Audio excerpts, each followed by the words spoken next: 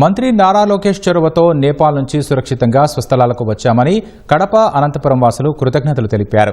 2 రోజుల పాటు అరచేతిలో ప్రాణాలు పెట్టుకుని గడిపిన తమకు లోకేష్ పునర్జన్మ ఇచ్చారని భావోద్వేగమయ్యారు.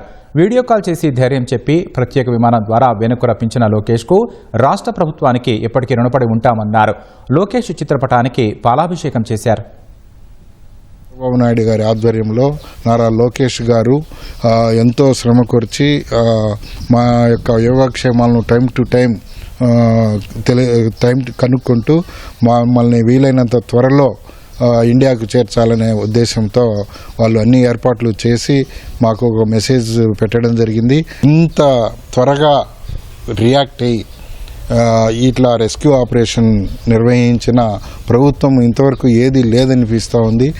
లోకేష్ సార్కి ఫోన్ చేశారు. సారు ఇచ్చిన భరోసా చాలా ధైర్యంగా ఉన్నాం మేము. అసలు ఇంకా సారు ఎప్పటికప్పుడు రియాక్ట్ అవుతూ ఎప్పటికప్పుడు మాట్లాడుతూ మాకు సేఫ్ జోన్ చూపించి సరే ఇంకా అక్కడి నుంచి మేము సేఫ్గా రావడము, వీళ్ళు సారు ఫ్లైట్ సపరేట్ బుక్ చేయడము, తర్వాత అక్కడి నుంచి మన ఎయిర్పోర్ట్లో కూడా అసలు మమ్మల్ని ఏమాత్రం వాళ్ళే అధికారులు పాపం ప్రతి పని చేసి టెన్షన్ పడద్దండి అమ్మా మేము ఉండాం, టెన్షన్ పడద్దండి మేము ఉండామని చెప్పేసి ప్రతిదీ రియాక్ట్ అయిపోయినారు.